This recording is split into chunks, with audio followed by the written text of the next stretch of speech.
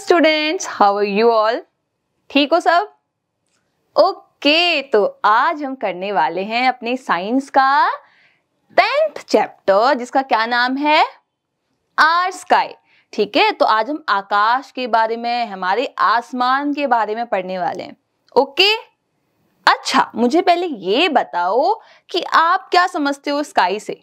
जब मैंने स्काई बोला तो आपकी माइंड में कौन सी इमेज बनी? एग्जैक्टली, है ना?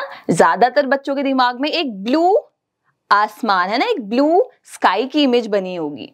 ठीक है, अच्छा, अब अगर आप रूम में बैठे हो, ठीक है, तो बाहर निकल के एक बार देख के आओ कि अभी आपको आसमान में क्या क्या दिखाई दे रहा है। ठीक है, और अगर बाहर बैठ के पढ़ रहे हो तो और अच्छी बात है।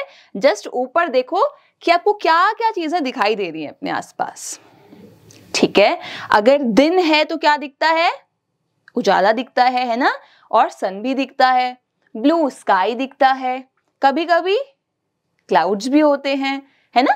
क्लाउड्स, कॉटन जैसे क्लाउड्स, व्हाइट कलर के।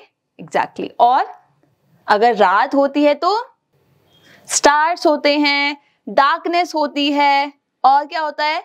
मून होता है। Exactly, very good. ठीक है, तो देखो डिफरेंस देख रहे हो आप? दिन में कुछ और, रात में कुछ और मॉर्निंग से शाम या रात होते होते हमारा आसमान भी क्या करता है? स्काई क्या करता है? धीरे धीरे चेंज होता है। ठीक है, हम कहाँ रहते हैं? हम अर्थ पे रहते हैं। कहाँ रहते हैं? अर्थ में रहते हैं। यस, तो आज हम थोड़ा अर्थ से निकल के, ठीक है, अर्थ से बाहर निकल के अपने यूनिवर्स में जाएंगे। ठीक है, हमारी अर्थ के बाहर जो बहुत बड़ा स्काई है, जिसको ब्रह्मांड कहते हैं, यूनिवर्स कहते हैं, आज हम उसको भी पढ़ेंगे। तो सब रेडी हैं? ओके, ठीक है। अच्छा, सोलर सिस्टम के बारे में आपको पता है बच्चे? ठीक है, सोलर सिस्टम में क्या है? एक सन है जो कि एक स्टार है, और क्या है उसके साथ साथ? 8 प्लैनेट्स भी हैं। ठीक है, जिसमें अर्थ भी है। तो अर्थ एक ऐसा प्लैनेट है जिसके अंदर लाइफ है ना, लिविंग चीजें हैं यहाँ पे। ठीक है, अच्छा, अब एक छोटी सी एक्टिविटी है बच्चों, आप ये खुद करोगे। ठीक है, इसको करना जब आप फेजेस ऑफ मून पढ़ लोगे तब आपको अच्छे समझ आएगा। तो आपको ओरियो बिस्किट लेने हैं। ठीक है, तो बिस्किट के अंदर क्रीम होती है, तो उस क्रीम को कार्व करके, ठीक है, उसको डिजाइन में कट करके आपको जो मून के फेजेस होते हैं अलग अलग, वो बनाने हैं। ठीक, अच्छा, देखो, अब हम पढ़ेंगे चाँद के बारे में। किसके बारे में? चाँद के बारे में। इसको चंदा मामा भी बोलते थे बचपन में। एग्जैक्टली, उसके बारे में पढ़ने वाले हैं। तो उसको क्या कहेंगे? मून। क्या कहेंगे? मून कहेंगे। रात को दिखता है, हाँ, ज्यादातर टाइम दिखता है, कभी नहीं दिखता है ना? Okay, as the earth goes around the sun, जैसे सन बीच में बैठा है और इनके आसपास कौन चक्कर लगा रहे हैं? प्लैनेट चक्कर लगा रहे हैं। उसी तरह जो मून है वो क्या करता है? वो अर्थ के चक्कर लगाता है। ठीक है, तो सन के चक्कर कौन लगा रही है? अर्थ, और अर्थ के चक्कर कौन लगा रहा है? मून लगा रहा है। इतनी बात समझ आई? ठीक है, ये डायग्राम देखो। अच्छा, अब जो मून है बच्चे, वो सबसे क्लोजेस्ट नेबर है हमारा। ठीक है, अगर मैं प्लैनेट या सैटेलाइट की बात करूं तो सबसे पास कौन है? हमारे मून है। ठीक, हाँ, और ये हमारी एकमात्र सैटेलाइट है। सैटेलाइट बच्चे उसे कहते हैं जो प्लैनेट्स के चारों ओर घूमती है। ठीक है, वो क्या कहलाती हैं? सैटेलाइट कहलाती हैं। अच्छा, अब इसके आगे कुछ नेचुरल वर्ड भी लिखा है। इसका मतलब, हाँ, एक ऐसी सैटेलाइट जो नेचुरली हमारे यूनिवर्स में प्रेजेंट है, हमने नहीं बनाई है। अभी आप आगे जाके देखोगे तो इंसानों ने, ह्यूमंस ने आर्टिफिशियल सैटेलाइट्स भी बनाई हैं, जिनको हमने अर्थ से बाहर भेजा है और वो अर्थ के चक्कर लगा रही हैं। तो वो तो हमने बनाई है, तो दे आर आर्टिफिशियल सैटेलाइट। लेकिन मून को क्या हमने क्रिएट किया है? नहीं, इसलिए इसको क्या कहेंगे? Natural satellite. ठीक है, ये पहले से ही प्रेजेंट है। अब देखते हैं अर्थ और मून के बीच का डिस्टेंस कितना है। ठीक है, it is about 3,84,400 kilometres. Oh my god. ठीक है, आपके स्कूल जो होते हैं ना, ज्यादातर बच्चों के स्कूल आपके घर से 2, 3, 4 किलोमीटर के ही होते हैं। और सोचो मून और अर्थ के बीच में कितना ज्यादा, मतलब लैक्स, ठीक है, किलोमीटर है, लैक्स में वो भी, वाओ। अच्छा, अब आप जानते हो कि मून पर भी कोई लाइफ एग्जिस्ट नहीं करती, क्योंकि वहां क्या नहीं था? वेरी गुड, एटमॉस्फेयर नहीं था, है ना। हमने स्टार्टिंग में पढ़ा था कि जहां एटमॉस्फेयर नहीं होगा वहां लाइफ नहीं हो सकती, क्योंकि वहां एयर नहीं होगी, वहां वाटर नहीं होगा, ठीक है, वहां फूड नहीं उग पाएगा। ठीक, तो मून पे अभी तक तो कोई लाइफ नहीं है, ठीक है। साइंटिस्ट पता कर रहे हैं और अभी देखते हैं कि हमारे इंडियन साइंटिस्ट ने क्या किया है। अच्छा, अब मैं बात करती हूँ सरफेस ऑफ मून की। आप याद करना बच्चे कि बचपन में जब आप मून बनाते थे या पढ़ते थे तो आप ऐसे व्हाइट कलर का पढ़ते थे, है ना, ये था मून। लेकिन अब जैसे आप बड़ी बड़ी क्लासेस में जाएंगे आप देखेंगे जो मून का डायग्राम है उसमें कहीं ना कहीं कुछ ऐसे बड़े बड़े होल्स बनाए हैं। देखो, ये देखो, इस वाले डायग्राम को देखो, जैसे फुटबॉल नहीं होती ब्लैक एंड व्हाइट, हाँ, तो कुछ वैसा बना रखा है। ऐसा क्यों? क्योंकि अब आपको हम इसकी डिटेलिंग बताएंगे कि मून हमेशा व्हाइट नहीं दिखता, उसके अंदर गड्ढे होते हैं। क्या होते हैं? गड्ढे होते हैं। तो उसी को दिखाने के लिए आपको समझा रखा है। अब बच्चे, इन गड्ढों को हमने नाम दिया है क्या? क्रेटर्स। क्या नाम दिया है? क्रेटर्स, ठीक है। लो, मैंने क्रेटर्स पे ही मार्कर चला दिया। चलो मैं यहां लिख देती हूं क्रेटर्स। क्रेटर्स मतलब मून के जो बड़े बड़े गड्ढे हैं उन्हें बोलते हैं। अब इन्होंने बोला है कि जो मून है वो बॉल है, ठीक है, किसका? ग्रे रॉक्स का, इसलिए वो ग्रेइश होता है, ठीक है, व्हाइट नहीं होता, ग्रेइश होता है। अच्छा, डस्ट से कवर्ड है, ठीक है, धूल मिट्टी है यहाँ पे। माउंटेन्स हैं, प्लेन्स हैं, देखो ये बड़े बड़े माउंटेन्स हैं। इंसान तो यहाँ इतने छोटे से दिखेंगे, आपको दिखेंगे भी नहीं शायद इंसान, ठीक है। तो ये बहुत बड़ा एरिया है, ये बड़े बड़े माउंटेन्स हैं बच्चे, ये जो आपको दिख रहा है ये कोई छोटा सा सरफेस नहीं है, ठीक है। अच्छा, ह्यूज सॉसर शेप्ड, ये क्या होता है? कुछ ऐसा जैसे कटोरा होता है ना, ठीक है, कटोरे की शेप की क्या है? ये क्रिएटर्स हैं, ये गड्ढे हैं। ठीक, समझ आ रही है बात? अच्छा, अब बोला है कि अगर मैं अर्थ से ऊपर देख रही हूं दिन में तो मुझे ब्लू कलर का स्काई दिखता है, लेकिन अगर मैं चले जाऊं मून पे तो बच्चे वो ब्लू कलर का स्काई नहीं दिखेगा। आपको कैसा स्काई दिखेगा? हमेशा हमेशा ब्लैक कलर का स्काई, ठीक है। इसका रीजन पढ़े? हाँ, इसका रीजन है एटमॉस्फेयर, जो हमने पहली क्लास में पढ़ा था ना। हाँ, तो एटमॉस्फेयर क्या करता है? सन से आने वाली लाइट को स्कैटर कर देता है, मतलब फैला देता है, ठीक है। और उसमें कितने कलर्स थे याद करो? 7 कलर्स। विबग्योर, जो रेनबो में कलर्स होते हैं ना, वो सन की ही लाइट होती है, वो टूट जाती है तो वो अपने 7 रंग में आ जाती है, 7 रंगों में टूट जाती है वो।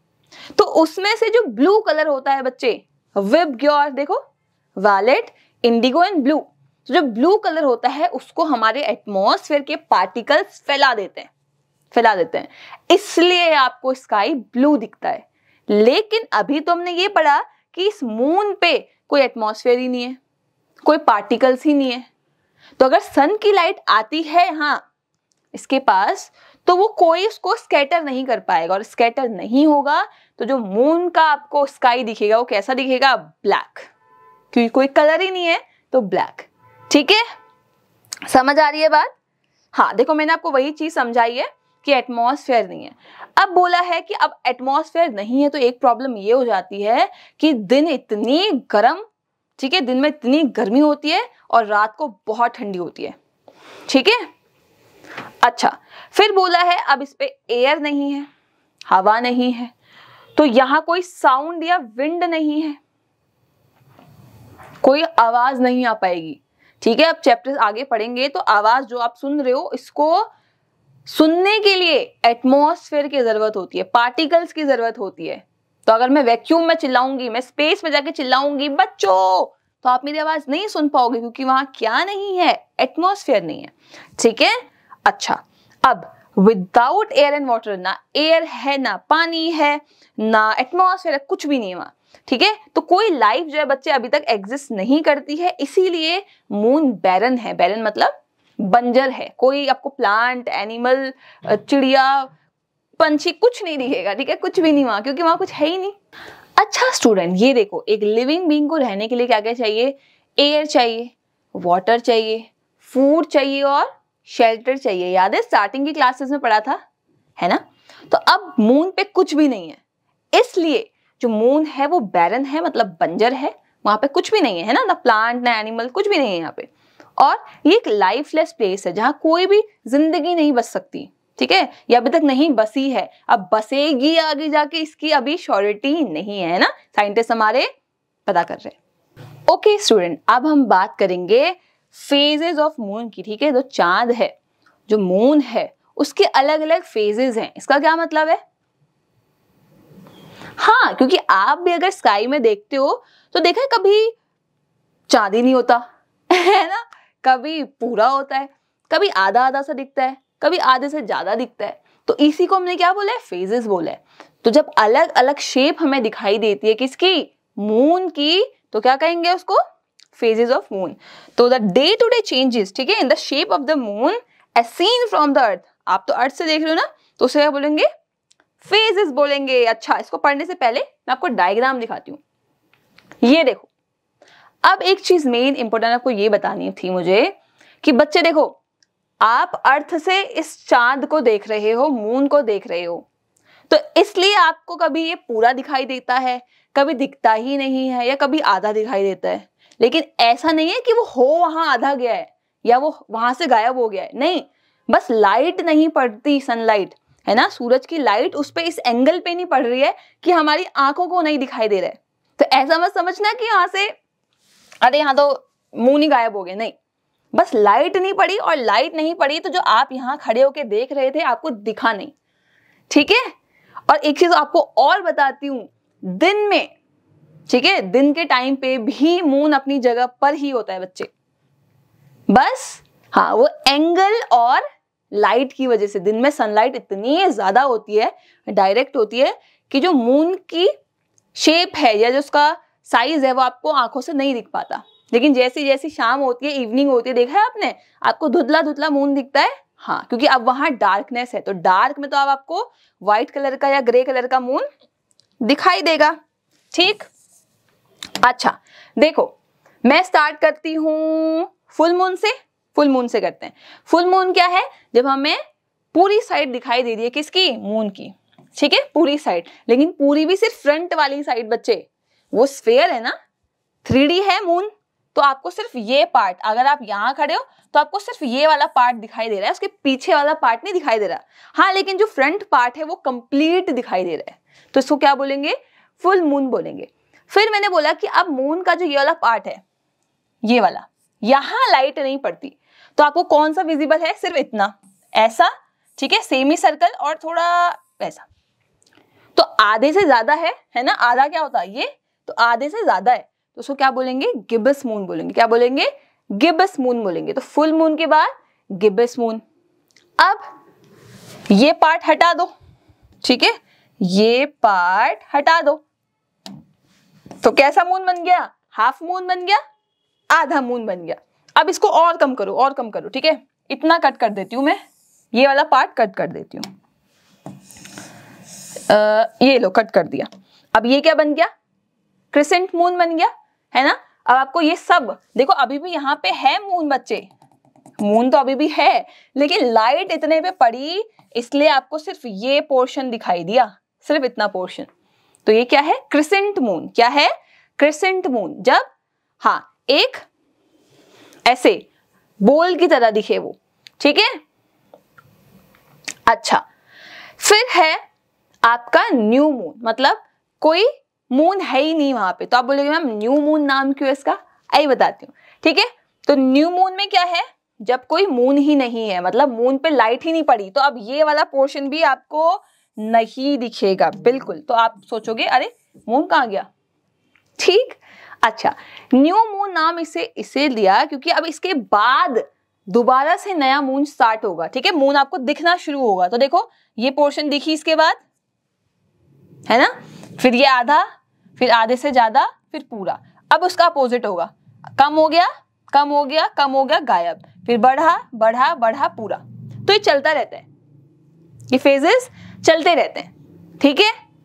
अच्छा, अब आपने सुना होगा पूर्णिमा की रात, अमावस की रात, है ना, हम लोग सीरियल्स भी देखते हैं, वो भूत वाले तो उसमें बोलते हैं कि मैं अमावस की रात को आऊंगी, ठीक है। पूर्णिमा की रात क्या होती है? जब पूरा मून होता है, ऐसे याद रखो, पूर्णिमा से पूरा मून, ठीक है, पूरा दिखाई दे रहा है। अच्छा, ये समझ आया बच्चे? ठीक है, तो यहाँ पे जो लिखा था वो मैंने आपको एक्सप्लेन कर दिया है। तो न्यू मून में क्या होगा कि आपको बिल्कुल भी नहीं दिखाई देगा, क्योंकि वो किसके बीच में है? मून, अर्थ और सन के बीच में, तो कोई लाइट ही नहीं पड़ रही उसके ऊपर, ठीक। फिर है क्रिसेंट मून, आप एक स्मॉल पोर्शन ही देख पाते हो, हाफ मून में आधा, ठीक है, हाफ से ज्यादा को बोलते हैं गिब्बस। फिर फुल मून। ओके, अब मून की बात आई गई है, तो कैसे हम भूल सकते हैं इन 3 एस्ट्रोनॉमर्स को, ठीक है। अच्छा, नील आर्मस्ट्रॉन्ग तो बच्चे देखो सबको पता होगा, है ना, आपने सुना भी होगा, लेकिन इनके अलावा 2 और एस्ट्रोनॉमर्स थे, एडविन एल्ड्रिन, ठीक है। नील आर्मस्ट्रॉन्ग के अलावा एडविन एल्ड्रिन और माइकल कॉलिंस, ये तीनों ही अपोलो 11 में बैठ के कहाँ गए थे? मून पे गए थे। हाँ, लेकिन जो पहला स्टेप रखा था, जो पहला पैर रखा था अपने स्पेस क्राफ्ट से निकल के, वो रखा था नील आर्मस्ट्रॉन्ग ने, ठीक है। इसलिए हम ऐसे सोचते हैं या बोलते हैं कि जो पहले पर्सन हैं जिन्होंने मून पे लैंड किया है वो कौन थे? नील आर्मस्ट्रॉन्ग थे। तो किसमें बैठ के गए थे? स्पेसक्राफ्ट का नाम क्या है? अपोलो 11। कब गए थे? 21 जुलाई 1969, ठीक है। तो कम से कम 25-30 साल पहले, 50 साल पहले, ठीक है, हाँ, 55 के अराउंड। फिर है द मून एंड टाइड्स, मतलब हाँ, मून का और टाइड्स जो आती हैं उनका कुछ कनेक्शन है। अब पहले बताओ टाइड क्या होती है? आपके अकॉर्डिंग टाइड क्या होती है? हाँ, हमने देखा भी होगा, पिक्चर्स में देखा होगा, मूवीज में देखा होगा कि बीच के आसपास, है ना, ये जब कोई शिप जाता है तो ऐसे पानी की बहुत बड़ी बड़ी लहरें आती हैं, देखा है ना।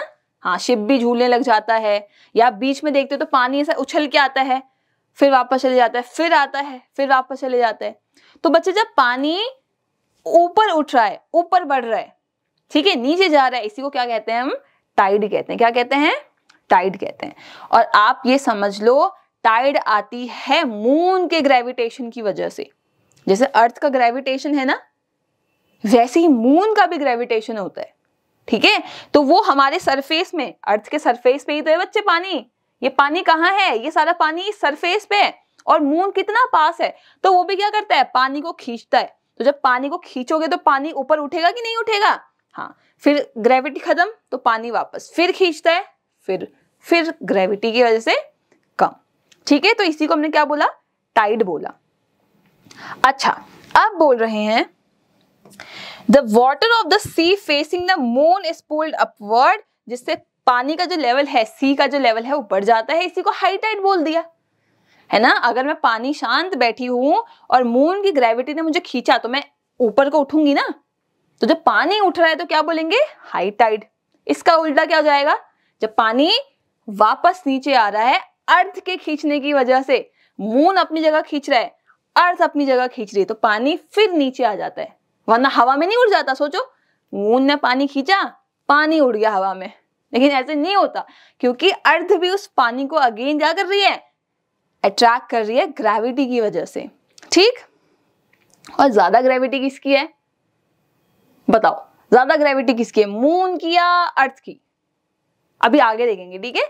अच्छा, फिर बोला है in the areas between 2 high tides, ठीक है, पानी क्या करता है? लो टाइड बना देता है, ठीक है। तो जब आपने लहरें देखी होंगी, जब हाई टाइड आती है उसके नीचे ही क्या होता है? लो टाइड बन रही होती है, और इसी टाइम पे जो फिशरमैन या शिप्स होती हैं वो आगे को बढ़ती हैं। लो टाइड के टाइम पे ही शिप्स आगे को बढ़ती हैं, क्योंकि पानी ऐसे जा रहा है ना बच्चे, ऐसे, तो सब आते हैं। अब जैसे ही हाई टाइड आती है तो वो वापस शोर पे आ जाते हैं, मतलब किनारे पे आ जाते हैं, ठीक है। तो जब उनको वापस आना होता है तो वो हाई टाइड का यूज करते हैं, और जब जाना होता है तो लो टाइड का यूज करते हैं, ठीक। अच्छा, फिर है यस, चलो पता चल गया, जो मून की ग्रेविटी होती है बच्चे वो 1/6 होती है अर्थ की ग्रेविटी से। ऑब्वियसली अर्थ बहुत ज्यादा बड़ी है ना एज कंपैरिजन टू मून। इसका मतलब अगर मुझे अर्थ खींच रही है 36 न्यूटन के फोर्स से। इससे डरना मत, ये एक यूनिट है ना, जैसे लंबाई की किलोमीटर या मीटर होती है, वैसी फोर्स की है 36 न्यूटन। तो अगर मुझे 36 न्यूटन से अर्थ खींच रही है, तो अगर मैं मून पे जाऊंगी तो मुझ पे कितना वजन लगेगा, मतलब कितनी ग्रेविटी लगेगी? 6 या 36, मतलब 6 न्यूटन की। कितना कम फोर्स है ना। तो आप वहां उड़ भी सकते हो। आप कितना हल्का फील करोगे अगर मैं यहाँ पे 36 kg की हूं, ठीक है, तो वहां मैं कितने kg की होंगी? 6 kg की। और अगर मैं आज 60 kg की हूं तो 60 डिवाइडेड बाय 6 कर दो, मून पे मैं 10 kg की होंगी। वाओ, कितने छोटे बच्चे होते हैं 10 kg के, तो इतनी हल्की हो जाऊंगी मैं। तो हम उड़ेंगे वहां पे, ठीक है, मून पे। तभी तो हम स्पेस पे उड़ते हैं, क्योंकि वहां क्या होता है, ग्रेविटी नहीं होती। जितना ज्यादा ग्रेविटी कम होगी, हमारे ऊपर जो फोर्स लगता है खींचने वाला, वो कम हो जाएगा। और जब हमें कोई खींचेगा नहीं तो हम क्या करेंगे, हवा में उड़ेंगे। अच्छा, अब बात करते हैं इक्लिप्स की। इक्लिप्स है बच्चे ग्रहण। सुना है आपने, सूर्य ग्रहण लग गया, चंद्र ग्रहण लग गया, सुना है कभी अभी तक? न्यूज में भी आता है बहुत बार। हाँ ठीक है ना, सुना है ना कि सूर्य ग्रहण लग गया, सूरज को मत देखो, चंद्र ग्रहण लगेगा, इतने सालों बाद लगेगा। तो उसको देखते ही असलियत में होता क्या है, ठीक है। अच्छा, अब यहाँ पे कुछ शैडो की बात हुई है बच्चे। शैडो मतलब परछाई। मैंने आपको बताया था परछाई कब बनती है, जब लाइट ब्लॉक हो जाती है। मतलब अगर मैं अभी यहाँ खड़ी हूं, ठीक है, तो मेरे इस पोर्शन पे क्या हो रहा है, लाइट पड़ रही है, बिल्कुल पड़ रही है। लेकिन जो मेरा बैक साइड है मेरी बॉडी का, क्या वहां लाइट है कोई? नहीं, तो वहां लाइट नहीं पड़ पा रही, ठीक है। तो जो बैक पोर्शन है मेरा, वो क्या करेगा, एक शेडो बना लेगा। क्या करेगा? शेडो बना लेगा, मतलब परछाई बना लेगा। अब यहां से समझना ओपेक ऑब्जेक्ट्स क्या होते हैं।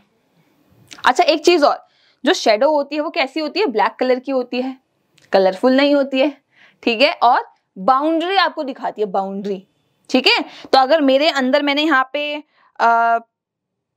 एक स्टार लगा लिया, मैंने अपने पेट पे एक स्टार लगा लिया, तो क्या आपको शेडो में वो स्टार दिखेगा? सोचो, नहीं दिखेगा, क्योंकि वो मेरी बाउंड्री पे नहीं है ना। हाँ, मैंने अगर पेन ऐसे लगा लिया तो शेडो में शायद ये पेन आपको दिखाई देगा, ठीक है, क्योंकि बाउंड्री पे कोई चेंज आया है। अब ओपेक ऑब्जेक्ट क्या होते हैं? ऐसे ऑब्जेक्ट जो अपने आसपास से लाइट को गुजरने नहीं देते। जैसे मैं ओपेक हूं, है ना, मैं ट्रांसपेरेंट नहीं हूं। सुना है ये वर्ड, ट्रांसपेरेंट? हाँ, ओपेक मतलब जो लाइट को ब्लॉक कर देता है। तो अगर आप लाइट मारोगे, मैं बीच में खड़ी रहूंगी, तो पीछे लाइट नहीं जा पाएगी। लेकिन वहीं अगर मैं पानी रख दूं, पानी, और आप उस पर लाइट मारोगे, तो बच्चे पीछे, पानी के पीछे जो एरिया है वहां लाइट पहुंच जाएगी। तो वो ट्रांसपेरेंट हुआ, मैं ओपेक हूं, ठीक है। तो ऑब्जेक्ट जिसके थ्रू लाइट पास ही नहीं हो पा रही, वो क्या है, ओपेक है। और इनसे जो शेडो बनती है वो डार्क एंड क्लियर होती है, ठीक है। जैसे वुड है, बॉडीज है ना, सॉरी ह्यूमन बॉडीज है आपकी, ये सब चीजें। ये पेन भी कैसा है, ओपेक है, टाइट है, ट्रांसपेरेंट नहीं है, ठीक। अच्छा, अब बोला है कि जो ये एक्लिप्स है, ये बताऊं क्यों आ रहा है? ये आ रहा है क्योंकि जो सन, मून, अर्थ हैं बच्चे, तीनों ये अपनी पोजीशंस बदलते रहते हैं, ठीक है। अभी देखते हैं कैसे। अब एक चीज समझो, मून अपनी जगह पे है, ठीक है, अर्थ अपनी जगह पे है और सन अपनी जगह पे है, ये तीनों हैं। अब मुझे बताओ कौन मूव कर रहा है और कौन मूव नहीं कर रहा, सोच के देखो। हाँ, जो सन है वो एक स्टार है, तो वो सोलर सिस्टम के, हाँ सोलर सिस्टम में है वो, और वो स्टिल है, वो नहीं मूव कर रहा कहीं। तो मूव कौन कर रहा है? मूव कर रही है अर्थ, और अर्थ के आसपास कौन मूव कर रहा है? मून। तो मतलब सन तो अपनी जगह है, ये अर्थ और मून क्या करते हैं, अपनी पोजीशंस बदलते हैं। तो ऐसे केस में क्या होगा, तो सन तो यही है, अब अर्थ यहां है और मून बाई चांस यहां है, ठीक है। थोड़ी देर बाद क्या होगा कि अर्थ यहां है, मून यहां है, फिर क्या होगा, अर्थ यहां है, मून। तो बच्चे क्या होता है कि अपनी पोजीशन चेंज करते रहते हैं, और एक ऐसा टाइम आता है जब तीनों लाइन में होते हैं। कैसे होते हैं? तीनों लाइन में होते हैं। सन तो अपनी जगह है, अब बीच में कभी अर्थ आ जाती है, पीछे उसके मून आ जाता है, कभी बीच में मून आ जाता है, उसके पीछे अर्थ आ जाती है। इसकी वजह से ही क्या होती है, शेडोज बन जाती हैं, है ना। क्योंकि अगर बीच में कोई प्लैनेट आ गया या सैटेलाइट आ गई तो वो तो ओपेक है, ट्रांसपेरेंट तो नहीं है ना ये प्लैनेट्स, तो ये क्या करेंगे, ये लाइट को पीछे नहीं जाने देंगे, और जब लाइट पीछे नहीं जाएगी तो हमें शेडो लिखेगी, तो हम बोलेंगे अरे यार हमें तो चांद दिखाई नहीं दे रहा, या आज तो हमें सूरज दिखाई नहीं दे रहा, सूरज तो छुप गया। समझ रहे हो इस बात को, तो वहां शेडोज बन जाती है। उन्हीं को हमने क्या नाम दे दिया है, इक्लिप्स नाम दे दिया है या ग्रहण नाम दे दिया है, ठीक है। अच्छा, अब ये ग्रहण दो टाइप के हैं, कितने टाइप के हैं, दो टाइप के हैं। पहला है सोलर एक्लिप्स मतलब सूर्य ग्रहण, और फिर है ल्यूनर एक्लिप्स। ल्यूनर वर्ड जब भी आएगा बच्चे तो वो मून से रिलेटेड है, ठीक है, मून से। ल्यूनर एक्लिप्स मतलब चंद्र ग्रहण, यस। अच्छा, सोलर एक्लिप्स की बात करूं, in solar eclipse the moon comes between sun and earth, ठीक है। बच्चे कुछ नहीं है, सोलर एक्लिप्स में जो सन है, जो सूर्य है, उसकी शेडो आपको दिखाई देती है। तो आपको जो सन है वो चमकता नहीं दिखाई देता, बस ऐसी उसकी बाउंड्री दिखाई देती है और ये डार्क दिखाई देता है। तो यहां से हल्का हल्का आपको रोशनी आती है, बीच में डार्क दिखाई देता है, तो ये सूर्य ग्रहण होता है, ठीक है। अब ऐसा क्यों हो रहा है, सोचो, मैं यहां बैठी थी आराम से, मैं देख रही थी, मुझे सन दिख रहा था, लेकिन क्या हुआ, यहाँ पे बीच में थोड़े घंटों बाद, है ना, या दिनों बाद क्या हुआ, बीच में मून आ गया, क्योंकि मून भी तो मेरे आसपास घूम रहा है, अर्थ के आसपास। तो अब ये मून क्या करेगा, जो सन से लाइट आ रही होगी इतने रेंज की, उसको रोक देगा, है ना। तो हमें क्या लगेगा कि मून ने सन को क्या कर लिया है, छुपा दिया है, तो सन की उतनी मून की शेप वाली लाइट नहीं आएगी, ठीक है। तो हम क्या बोलेंगे, सूर्य ग्रहण लग गया है, सूर्य की शेडो बनने लग गई है। समझ आ रही है बात। तो सोलर एक्लिप्स में क्या होता है, ये सोलर एक्लिप्स है, सन अपनी जगह है, अर्थ उस साइड है, और बीच में क्या है, मून आ गया है, तो मून की शेडो बन रही है, किसमें, सोलर एक्लिप्स में, मतलब मून की वजह से सन की शेडो बन रही है, ठीक है। हाँ, तो जब हम सन को नहीं देख पाते तो हम बोलते हैं सोलर एक्लिप्स लग गया है। अब ये भी दो टाइप के हैं, एक तो है फुल और एक है पार्शियल, ठीक है। तो फुल मतलब जब पूरा ही सन नहीं दिखाई दे रहा, और पार्शियल मतलब जब आपको थोड़ा बहुत दिखाई दे रहा है, ठीक है। तो ऐसे हमने नाम रख दिए।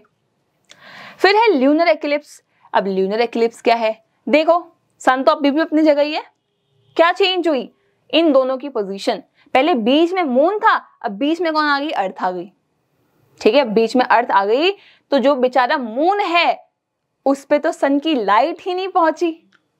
और एक बात ये याद रखो कि जो मून है, क्या उसकी खुद की लाइट होती है सन की तरह या स्टार्स की तरह, नहीं होती। तो वो कैसे अपने आप को हमें दिखाता है, सन की लाइट रिफ्लेक्ट करके। अरे यहाँ तो सन की लाइट ही नहीं जा पा रही उस पे, तो जब सन की लाइट मून पे नहीं पड़ती है तो हम है, मून नहीं दिखाई देता। जब मून नहीं दिखाई देगा तो क्या हो जाएगा, चंद्र ग्रहण हो जाएगा, ठीक है। क्या हो जाएगा, चंद्र ग्रहण हो जाएगा, ठीक है। अच्छा, अब ये भी दो टाइप का है, कौन कौन सा, टोटल और पार्शियल, मतलब पूरा ही मून नहीं दिख रहा या थोड़ा बहुत आपको मून दिखाई दे रहा है, ठीक है। ओके, ये समझ आ रही है बातें, ग्रहण वाली बातें। हाँ, अब है सैटेलाइट्स, ठीक है। तो सैटेलाइट्स मैंने बताया था आपको, मैनमेड भी होती हैं और नेचुरल भी होती हैं। मून हमारी एकमात्र नेचुरल सैटेलाइट है, ठीक है। आर्टिफिशियल सैटेलाइट्स हमने भेजी हुई हैं ऊपर, है ना। किसके थ्रू जाती हैं बताओ, ट्रेन के थ्रू आप भेज सकते हो, ट्रक के थ्रू भेज सकते हो, एरोप्लेन के थ्रू भेजोगे, हेलीकॉप्टर के थ्रू भेजोगे, सोचो, वेरी गुड, रॉकेट के थ्रू भेजोगे, है ना, स्वी करके ऊपर से जाएगा, ठीक है। बाकी एरोप्लेन और हेलीकॉप्टर उस रेंज तक नहीं जा सकते, क्योंकि हमें स्पेस में जाना है बच्चे, हमें अर्थ से ऊपर जाना है, निकलना है अर्थ से, तो हमें क्या चाहिए, रॉकेट चाहिए, ठीक है। और यही सैटेलाइट भी क्या करती हैं, ये देखो सैटेलाइट सारी, ये भी मून की तरह ही अर्थ के आसपास घूमती हैं। हाँ, इनके डिफरेंट फंक्शन हैं, इनका जो घूमना होता है, रेवोल्यूशन या रोटेशन जो होती है बच्चे इनकी, वो काफी डिफरेंट होती है, ठीक है। कोई ऐसे घूमता है, कोई ऐसे घूमता है, कोई डायगनली घूम रहा है, तो उनके वर्क के अकॉर्डिंग। अच्छा, फर्स्ट सैटेलाइट स्पुतनिक फर्स्ट, ठीक है, स्पुतनिक 1 जो है ये रशियन साइंटिस्ट ने जो है वो रिलीज की थी स्पेस में। स्पुतनिक 1 पूरे वर्ल्ड की बात कर रही हूँ, पूरे वर्ल्ड की पहली आर्टिफिशियल सैटेलाइट, ठीक है। अच्छा, अब मैं इंडिया की बात करूं तो इंडिया में देखो कौन कौन सी सैटेलाइट है, इनसेट है, एप्पल है, रोहिणी है, आर्यभट्टा है ना, आर्यभट्ट वाली सैटेलाइट, भास्कर है, भास्करा या भास्कर है, ठीक है, INSAT IA, INSAT IB, Apple, Rohini, ये सब क्या है बच्चे, इंडियन सैटेलाइट्स है, ठीक। और स्पुतनिक क्या थी, स्पुतनिक 1 रशियन सैटेलाइट थी। फिर है कि यार सैटेलाइट हम भेज क्यों रहे हैं, क्या काम है ना, अगर सैटेलाइट हम नहीं भी भेजते तो क्या होता, इसको समझना, ये बहुत अच्छा टॉपिक है। अच्छा मुझे ये बताओ, आप लोगों ने गूगल मैप्स देखा है, देखा है गूगल मैप्स? अच्छा, आप लोगों ने, या आप नेट चलाते हो, इंटरनेट चलाते हो? बिल्कुल चलाते हैं, ठीक है। तो ये कैसे हो रहा है, हम टीवी देखते हैं, बिल्कुल देखते हैं। क्या पहले के जमाने में, बहुत पहले टीवी थे, मोबाइल्स थे, इंटरनेट था, है ना। अब तो हम क्या करते हैं, वीडियो कॉल कर लेते हैं। तो क्या पहले हम वीडियो कॉल नहीं कर पाते थे? नहीं कर पाते थे। क्यों नहीं कर पाते थे? सैटेलाइट्स की वजह से, ठीक है। ये बहुत इंटरेस्टिंग टॉपिक है, उसको समझना बच्चे। देखो हमने क्या किया, हमने अपने अर्थ से बाहर ये सैटेलाइट्स भेज दी अलग अलग काम के लिए। एक मैंने भेज दी टीवी के लिए, एक मैंने भेज दी जो मौसम की जानकारी देते हैं, आज बारिश होगी, आज धूप आएगी, आज बर्फ गिरेगी, है ना, आज ठंडा मौसम रहेगा। तो देखते हैं आप, आपकी न्यूज में वो आती भी है, वेदर रिपोर्ट्स आती हैं।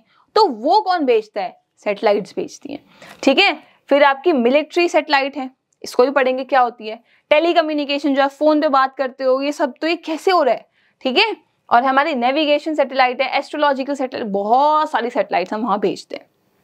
तो ये सब क्यों पॉसिबल है? आज जो हम इतना ज्यादा इंटरनेट का यूज कर पा रहे हैं, क्यों कर पा रहे हैं? सैटेलाइट्स की वजह से, ठीक है। तो पहली है बच्चे टेलीकम्युनिकेशन सैटेलाइट्स, वीडियो कॉल करना, मैसेजेस करना, है ना, ईमेल करना, ये सब क्या है? टेलीकम्युनिकेशन का ही तो पार्ट है। तो ऐसी सैटेलाइट्स क्या करती हैं? इन चीजों को हैंडल करती है। कौन? टेलीकम्युनिकेशन सैटेलाइट, ठीक है। जैसे हमारे टीवी के सिग्नल, रेडियो के सिग्नल, हमारे जो कॉल हम करते हैं, जो हम टीवी पे प्रोग्राम देखते हैं, ठीक है ना। आप फॉरेन कंट्री के प्रोग्राम भी देख सकते हो यूट्यूब पे या किसी भी चीज पे, आप कॉल पे बात भी कर लेते हो, आप वीडियो कॉल इवन अपनी शक्ल भी देख लेते हो।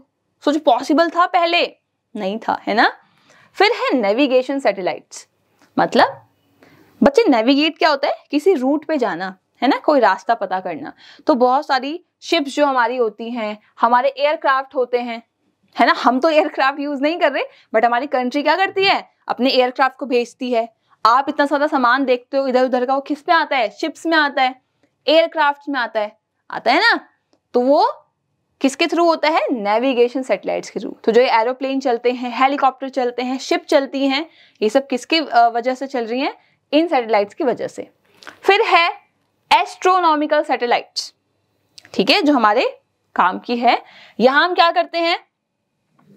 इसको हम यूज करते हैं अपनी गैलेक्सी, स्टार्स और सोलर सिस्टम के बारे में पता करने के लिए, है ना। क्योंकि हमें सिर्फ अपना काम थोड़ी करना है, हमें और भी तो देखना है कि और कितनी कितनी गैलेक्सीज हैं, क्या पता और भी सोलर सिस्टम हो, है ना। जैसे हमारी एक सोलर सिस्टम है, क्या पता ऐसी बहुत सारे हों, ऐसी बहुत सारे यूनिवर्स हो, है ना। क्या पता और भी अर्थ हो, वहां भी कोई ना कोई लोग रहते हो।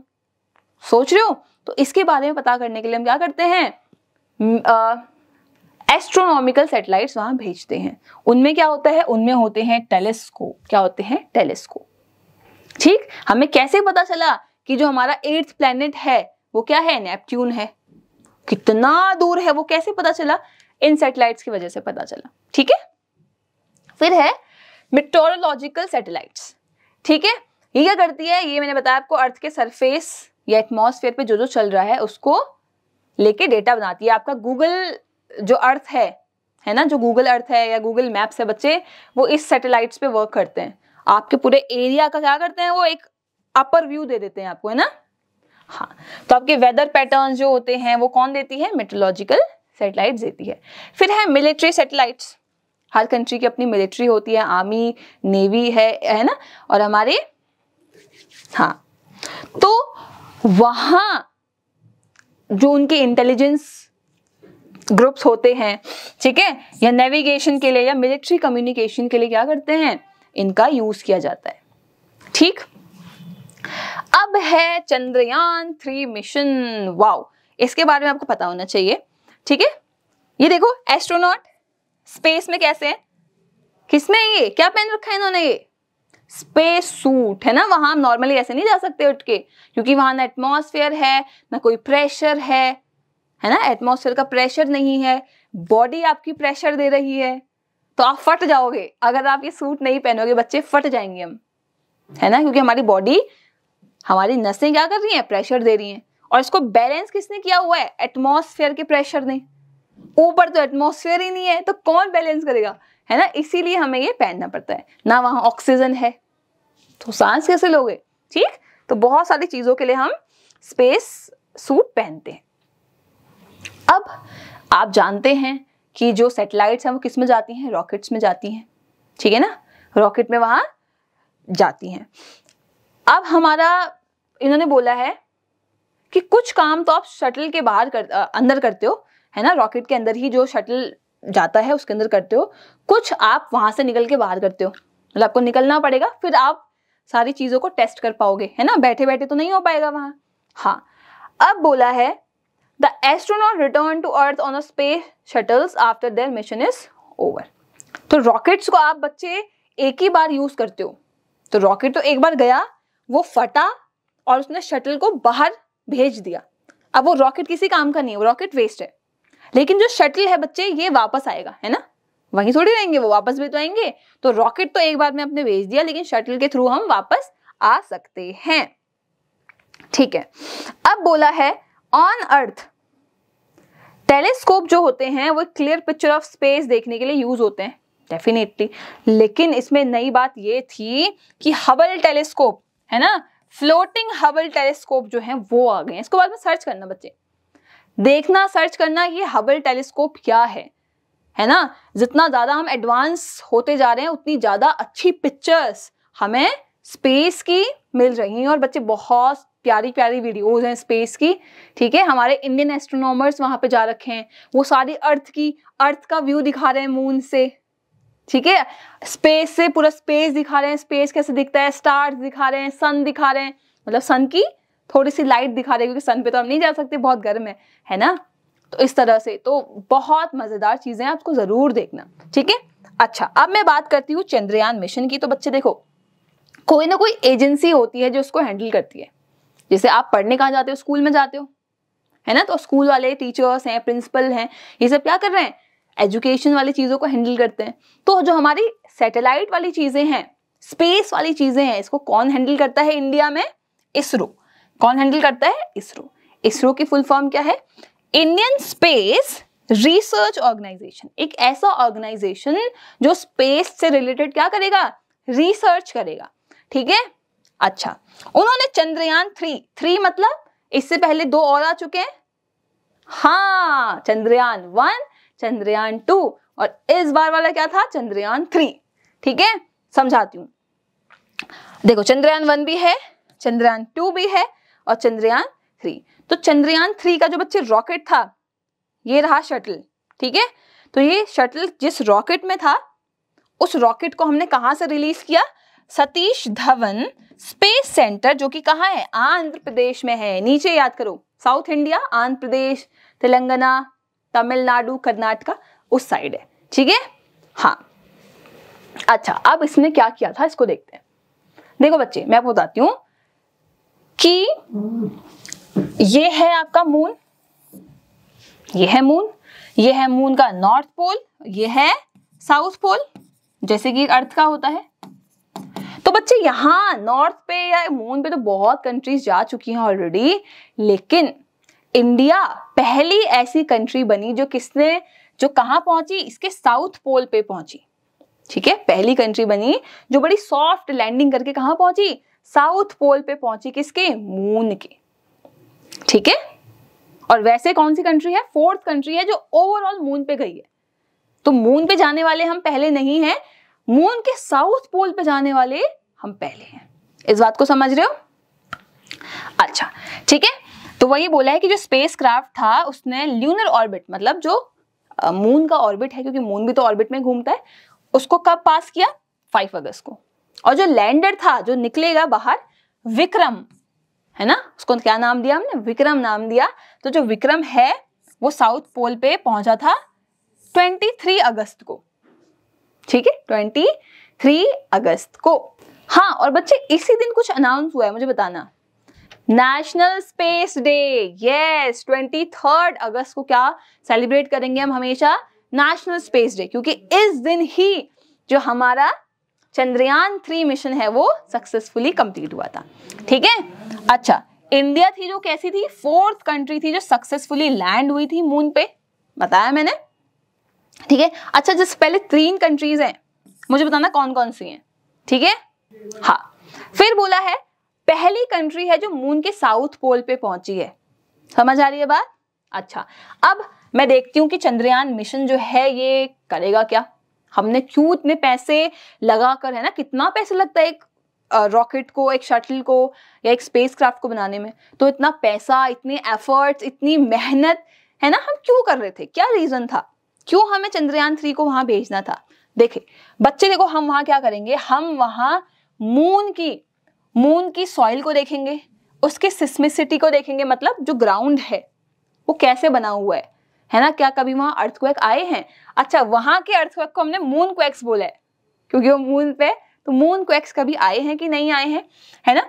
उसका एनवायरमेंट क्या है, क्या क्या एलिमेंट है, क्या वहां पे लाइफ हो सकती है, क्या वहां पानी है, इन सब बातों को देखने के लिए ही हम वहां जा रखे हैं, है ना। क्योंकि हम श्योरिटी से थोड़ी बोल सकते हैं कि नहीं नहीं वहां कुछ भी नहीं है, क्या पता वहां हो, हमने देखा ना हो, ठीक है। तो साइंटिस्ट क्या करते हैं, लगातार अपने मिशन भेजते हैं। अब हम देखते हैं कि ये चंद्रयान जो विक्रम था, इसका लैंडर, ठीक है, ये वहां गया कैसे, ठीक है, किस में गया ये देखते हैं। बच्चे ये गया आपके लॉन्च व्हीकल में। अभी लॉन्च व्हीकल में वही बता रही हूँ, रॉकेट होता है, ठीक है, रॉकेट होता है, उसका नाम पड़ा है, डरना नहीं है, geosynchronous satellite launch vehicle mark 3, short में क्या बोलते हैं, GSLV Mk3। तो जो LV है वो है लॉन्च व्हीकल, ऐसा व्हीकल जो उसको लॉन्च करेगा, किसको, सैटेलाइट्स को, ठीक है। एक हैवी लिफ्ट रॉकेट है, तो हमने इसको 14 जुलाई को भेजा था, ठीक है। 5 अगस्त को ये उसके ऑर्बिट में पहुंचा, और लैंड कहाँ किया उसने, 23 अगस्त को किया, ठीक है। तो देखा इंडिया ने कितना अच्छा वर्क किया है ना। बहुत सारे मिशन हमारे फेल भी हुए, लेकिन फिर भी इस बार हमने करके दिखाया। इसमें एक और चीज है, आपको लैंडर तो बता दिया विक्रम, एक और है प्रज्ञान, ठीक है। प्रज्ञान बच्चे रोवर है, क्या है, रोवर। अभी लैंडर रोवर क्या होते हैं, देखो जो ये बड़ा सा दिख रहा है बच्चे, ये लैंडर है, क्या है, लैंडर है, जिसने लैंड किया है। अब इसके अंदर एक छोटा सा रोबोट काइंड ऑफ कुछ मशीन होगी जो बाहर निकलेगी और ये सारे सैंपल्स को लेके टेस्ट करेगी। तो जो निकलेगा ना बच्चे बाहर, वो क्या है, रोवर है, क्या है, रोवर। तो लैंडर का नाम तो आपने पढ़ लिया, विक्रम, ठीक है। एक एड ऑन कर लो कि जो रोवर है उसका नाम क्या है, प्रज्ञान, ठीक है, okay. So we are done. अब एक्सरसाइज की बारी करें, ठीक है। Which of the following is at the center of the solar system? कौन है सेंटर पे? It is sun. Huge saucer shaped holes. क्या नाम दिया था मैंने? बताओ। Craters. ठीक है, मतलब मैंने नाम नहीं दिया था, बताया था मैंने आपको। When you see more than half of the moon, half से थोड़ा बड़ा, exactly, gibbous moon. इसमें से कौन सी सैटेलाइट नहीं है? इनसेट तो है, इनसेट IB भी है, नासा, बच्चे नासा तो ऑर्गेनाइजेशन है ना। अच्छा मुझे बताना नासा क्या है, ठीक है, आप बताएंगे। मैंने इतना बता दिया कि सैटेलाइट नहीं है वो। ट्रू फॉल्स करते हैं। मून एक मैनमेड सैटेलाइट है, नहीं हमने मून को नहीं बनाया, ये फॉल्स स्टेटमेंट है। There is no life on the moon as it has no atmosphere. हाँ, अभी के लिए तो हम बोल सकते हैं कि नहीं है, ठीक है, अभी कुछ पता नहीं चला, तो ये ट्रू है। शैडो बनती है जब लाइट ऑब्स्ट्रक्ट हो जाती है, मतलब लाइट अटक जाती है, true. When the shadow of the earth falls on the moon, a solar eclipse occur? याद करो। नहीं नहीं नहीं, है ना। सोलर एक्लिप्स तब होता है जब बच्चे मून बीच में आ जाता है तो उसकी शेडो आएगी ना, अर्थ की कहां से आएगी, तो ये गलत है, तो ये फॉल्स है। स्काई ब्लू है क्योंकि अर्थ पे पानी है? नहीं, एटमॉस्फेयर की वजह से हमें ब्लू दिखाई देता है, तो फॉल्स है। एक एक्लिप्स पार्शियल भी हो सकता है, टोटल भी हो सकता है। एग्जैक्टली हम यही तो पढ़ा था, है ना। ट्रू। अब आपको रीजंस देने हैं, ठीक है, ये आप लोग खुद करेंगे। आप एक ओपैक ऑब्जेक्ट्स के आसपास नहीं देख सकते, आप मेरे पीछे जो अभी चल रहा है नहीं देख सकते, मैंने छुपा लिया, ठीक है, लेकिन वहीं मैं रख दूं पानी या मैं रख दूं ग्लास, सबसे बेस्ट एग्जांपल ग्लास, तो आपको दिख जाएगा पीछे। हाँ, तो वो है ट्रांसपेरेंट, है ना। तो आप क्यों नहीं देख सकते, क्या हो रहा है ऐसा, फिर बताना है। Ocean and seas experience tides, ठीक है। तो ओशन जो है, सागर, महासागर, समुद्रों में जो ये पानी हमेशा उठता नीचे करता रहता है, क्यों करता है ये, किसकी वजह से करता है, रीजन देना है, हमने पढ़ा था अभी। Shadow do not form when light hits a transparent object, है ना। ग्लास जब मैंने रखा यहाँ तो आपको पीछे का दिख रहा था, शेडो नहीं बनी, ऐसा क्यों हो रहा है, रीजन देना है। फिर है answer the following questions. Describe some features of moon, moon कैसा दिखाई देता है, क्या कलर है, कुछ उनके गड्ढों के बारे में बताओ, ठीक है। अच्छा, आपके हिसाब से टाइड क्या होती है और टाइड कब आती है। फिर है हाउ आर टाइड्स यूजफुल, पढ़े थे ना हमने 2 एग्जाम्पल, है ना। तो टाइड कैसे यूजफुल है आपको ये बताना है। फिर है व्हाट इज एन एक्लिप्स, ये एक्लिप्स क्या होता है और एक्लिप्स कब होता है, ठीक।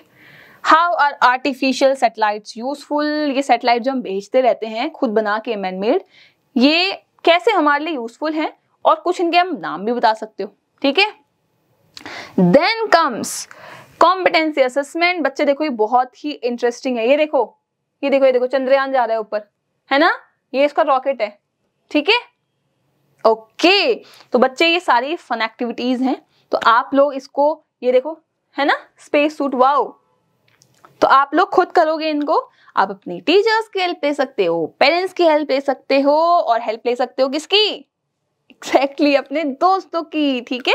तो उसको करना, आसपास देखना, ऑब्जर्व करना, यूट्यूब पे बहुत अच्छी अच्छी वीडियोस हैं उनको देखना, ठीक है, बहुत सारी इंसाइट्स लेना, क्योंकि science is all about your observation, ठीक है, जो आप देखते हो उसी को हम साइंस कहते हैं, ठीक।